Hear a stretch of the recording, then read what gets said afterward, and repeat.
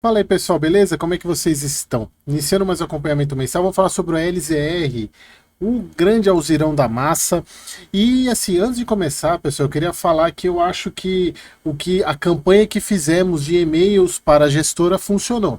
Não quero ter a pretensão de dizer que foi por causa daqui que isso aconteceu, mas eu acredito que a gente contribuiu bastante, porque uma das críticas que eu fiz no relatório passado era o fluxo de amortização dos CRIs, igual outros fundos fazem, outros relatórios fazem, e finalmente eles colocaram. Eu espero que eles mantenham isso no relatório, que não seja apenas de um mês, nesse mês só, principalmente por causa das compras novas.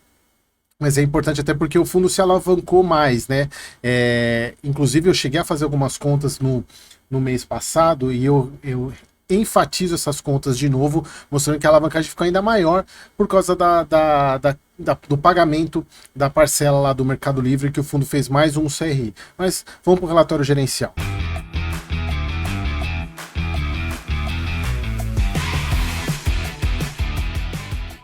Então vamos lá, pessoal, relatório gerencial agora de janeiro. O primeiro ponto aqui o fundo ele teve reajuste aí de inflacionário do Air Liquid, da Decathlon e da Globo, né? Inclusive o pessoal tem sérias dúvidas sobre o futuro, né? Eu não vejo tanto problema, até porque ainda continua sendo um dos maiores conglomerados de TV no mundo. Embora a gente tenha visto notícias aí sobre as quedas de audiência, mas ainda continua sendo um baita do inquilino para o ALZR. E aqui a gente vê que esses três aqui eles representam cerca de 11% da receita, então a gente teve aí receita de 11% atualizada pelo IPCA. Lembrando que o LZR, pessoal, é 100% de contratos atípicos, ou seja, não há revisionais, é apenas reajuste inflacionário. Aqui, pessoal, sobre as compras que a gente falou no mês passado, que é a aquisição da loja lá, as duas lojas do açaí, tanto do Guarujá quanto do Rio de Janeiro, as mesmas coisas, pessoal, a gente não teve muita mudança, apenas a loja do Rio de Janeiro, que já foi efetivamente concluída, já teve o desembolso aí de 10 milhões de caixa, até fiz a conta para vocês, mostrei, vejam o vídeo passado, que eu já tinha tirado esses 10 milhões do caixa, e o fundo fez uma assunção do CR, acho que é 58 milhões, se eu não me engano. Já a loja do Guarujá ainda não terminou, inclusive é ela que ainda não deixa totalmente aparente a alavancagem do fundo, mas claro que eu fiz isso para vocês. Aqui eles falando sobre a negociação, o aluguel mensal do Rio de Janeiro dá um cap rate de 9,2. Lembrando, pessoal, que esse cap rate é um cap rate alavancado, exatamente porque o fundo ele só desprendeu 10 milhões do caixa, o restante ele vai pagar através é um seller finance, mas não é o seller finance com obrigação, e sim com assunção de dívida. E claro que isso potencializa a inflows dividendos no começo, mas o fundo vai ter que pagar isso em algum momento. Então eles até colocam aqui, ó, que um cash yield de aproximadamente de 18,6 ao ano para a loja de açaí do Rio e 18,1 para a loja de açaí do Guarujá. Lembrando sempre que o fundo ele vai precisar pagar isso em algum momento. E aí a receita financeira que o fundo tinha deixa de existir. Aí falando aqui que espera que a transação aumenta 1 centavo por cota com a loja do açaí e 4 centavos após a conclusão da loja do Guarujá. Em substituição é um valor aproximado de 2 centavos, ou seja, o fundo está ganhando aí 3 centavos por cota dessa aquisição. A partir do momento que for pagando os imóveis, esse diferencial cai. Bom, aqui falando das lojas, né? E aqui, pessoal, um ponto que saiu, foi esse mês que saiu, foi esse fato relevante aqui, que o fundo ele tinha que pagar a parcela de 75 milhões do açaí. Eu já até analisei, pessoal, acho que foi no relatório do vídeo de junho do ano passado, que foi a compra do Mercado Centro de Distribuição lá do Mercado Livre, e o fundo, eu fiz a análise toda, achei uma compra bem interessante, só que agora chegou o momento de pagar. E aqui, pessoal, um ponto importante para você que viu o vídeo do XPML e gerou toda aquela confusão do XPML, o que pode acontecer com o XPML é exatamente o que o LZR fez. Ele precisa pagar, ele foi lá e fez uma securitização a um yield de 7,75 ao ano. E aqui, pessoal, é importante porque a gente pode usar essa taxa aqui como um balizador para o XPML. Porque quanto maior a taxa, maior o juro, significa... Porque assim, pessoal, os fundos, o LZR, o que, que ele usa como lastro para o CRI? A parte de despesas, né, financeira do CRI. Ele usa os próprios aluguéis do Mercado Livre. Então, nessa hora, na hora que a securitização está sendo feita, se olha quem é o inquilino do imóvel, para saber em relação à segurança do pagamento desse CRI casado, digamos. E aí veio que é o Mercado Livre, uma empresa super consolidada, então a taxa ela não ficou muito ruim. Na verdade, ela ficou até boa se a gente for ver, comparar com o IPCA atual. Ela ficou, deu aqui, se a gente for pegar aqui no mesmo prazo, mais ou menos 10 a 15 anos, a gente está falando aqui de 1,5%, um pouco menos de 1% de spread para crédito privado, isso é excelente. Isso vale para o XPML também, porque a segurança dos aluguéis dos shoppings que o XPML tem no portfólio vão permitir que ele faça, dependendo de como for, qual seja a alternativa que o XPML escolha para fazer, para pagar aquele caixa negativo do final do ano, a chance é ele ter uma taxa muito próxima a essa. Então, assim, é só para vocês entenderem que isso aqui é importante de vocês avaliarem. E aqui o fundo também, ele decidiu, em vez de usar o caixa, ele fazer uma dívida IPCA. E aí, pessoal, aqui é um ponto que a gente tem que pensar, porque é o seguinte... Vocês devem ter visto o vídeo do IRDM e sempre os vídeos das compromissadas que a gente sempre fala na questão do descasamento entre receita e a dívida, né? No caso da compromissada, a dívida compromissada é CDI e a receita é IPCA. Nesse caso aqui, pessoal, se vocês observarem, o fundo ele tem um caixa rendendo CDI e a despesa dele é IPCA. Claro que aqui a gente tem que pensar que aqui o problema maior pode ser o IPCA disparar. Então, no meu caso, eu prefiro até que não fosse... A taxa até que achei interessante, não esperava que fosse CDI. Embora o CDI acaba casando com o que o fundo tem de caixa, embora a dívida sempre vai trazer mais um volume financeiro maior do que o próprio retorno no caixa. Mas aqui é só para vocês entenderem o que aconteceu. Então o fundo ele desprendeu 69 milhões aí do seu próprio caixa para fazer o pagamento, 75 milhões ele fez disso aí, já está incluso lá no guidance que eles fizeram, na parte de pagamento, que ficou muito bom. Então, em resumo, o fundo desprende 69 milhões do caixa e usa 75 milhões aí para poder... Ele poderia ter pego do caixa também, mas aí que tá, vocês vão entender, na minha visão, o motivo do que eles não utilizaram o caixa exatamente por essa quantidade de CRIs que o fundo tem hoje, de compromissos que o fundo tem, ele acaba retendo caixa para poder fazer frente a isso. A mesma coisa que o Gary fez, né? Em vez dele resolver reduzir como era previsto na penúltima emissão, reduzir a alavancagem, ele preferiu manter em caixa e ter mais folga, em função até da economia, a gente não sabe como é que vai ficar. Então hoje o fundo, o ALZR, encerra o mês com 23 imóveis, todos adimplentes, sem problema nenhum. O que a gente vê, né, o fundo hoje tem 217 milhões, o que vai fazer um caixa à frente às compromissadas de praticamente 2 anos, isso eu até cheguei a comentar para vocês no vídeo passado.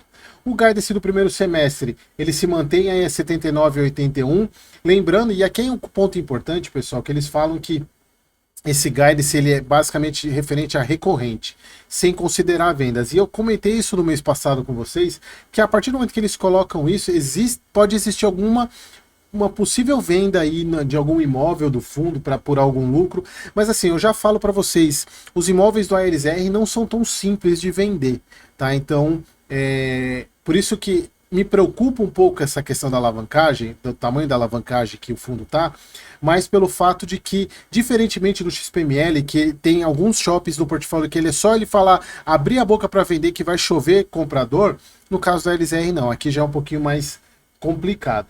Então o fundo tem 154 mil cotistas, 1 milhão de liquidez, muito bom. O que a gente vê, né, que o fundo janeiro ele gerou basicamente o que ele pagou, então isso mostra que ele está consistente nessa questão dos 81 centavos, lembrando que essa parte de receita financeira ela vai diminuir com o passar do tempo, exatamente porque o fundo, essa rúbrica aqui é a rúbrica que mais vai ser afetada com o passar do tempo pela questão dos pagamentos que o fundo for fazendo, a parte de obrigações, né? E também aqui as despesas, né? Que também pegam bastante, que é a parte de despesa financeira, que em tese ela deve aumentar um pouquinho, inclusive com a entrada do CRI lá do Açaí do Guarujá, que é a distribuição do fundo, né, mantendo os 81 centavos.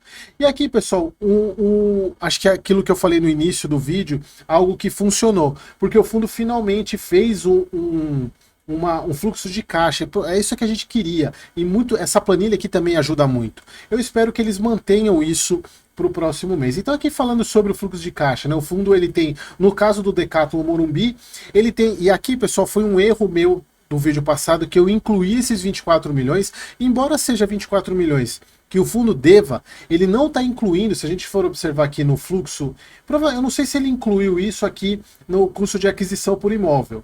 Eu fiz as contas, eu acredito que não tem incluído, porque esses 24 milhões aqui ainda não foi pago, porque ainda tem que esperar a aprovação da Prefeitura de São Paulo no projeto de expansão. Então a gente não sabe em que pé que está isso. Aliás, eles poderiam, se funcionou a questão da... acho que o pessoal da gestão da LZR assiste o meu vídeo aí, se serve de ajuda, coloquem pra gente aí em que pé que tá isso, em que fase que tá isso, o que depende, até pra gente saber, porque isso aqui é um desembolso grande, é 24 milhões do caixa pro fundo. Sobre o Sem Diagnóstico lá, e o CDB Ana Rosa Morumbi, o fundo já pagou 15 milhões e ainda possui obrigação de pagamento de mais 3 parcelas fixas de 15 milhões.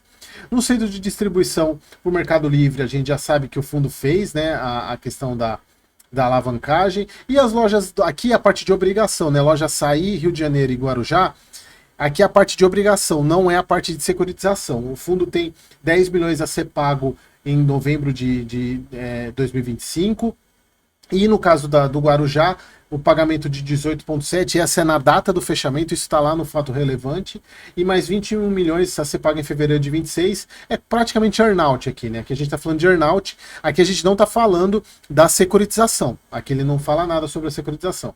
E aqui, pessoal, falando sobre o que o fundo tem para receber, primeiro lá no IPG, que era um gargalo para o fundo, ele já tinha recebido 2 milhões lá em 24, e ainda tem 3 milhões para receber em julho desse ano, e 14 milhões em 24 parcelas de 604, com a primeira parcela vencendo 30 dias após o pagamento de 3 milhões. Ou seja, a partir de agosto desse ano, o fundo vai ter uma receita aí de 604 mil reais por mês em 2 anos. Então isso ajuda, e ajuda bem o fundo.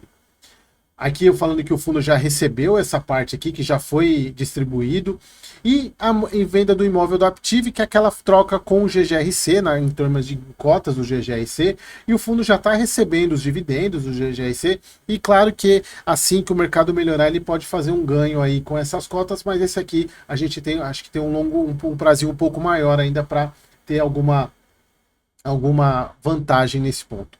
E aqui, pessoal, os CRIs que o fundo fez, aqui a gente vê, e aí se vocês pegarem do mês no relatório passado, eu tinha colocado 78 milhões para 25, só que aí que tá, eu acabei somando os valores de 2024 que o fundo pagou no de 2025, e aí também eu tenho claro, tudo bem, tem uma meia-culpa minha, mas a questão é a seguinte, como era muito confuso a questão do... Deixa eu até voltar aqui para mostrar o horário, que eu não sei porque que subiu aqui,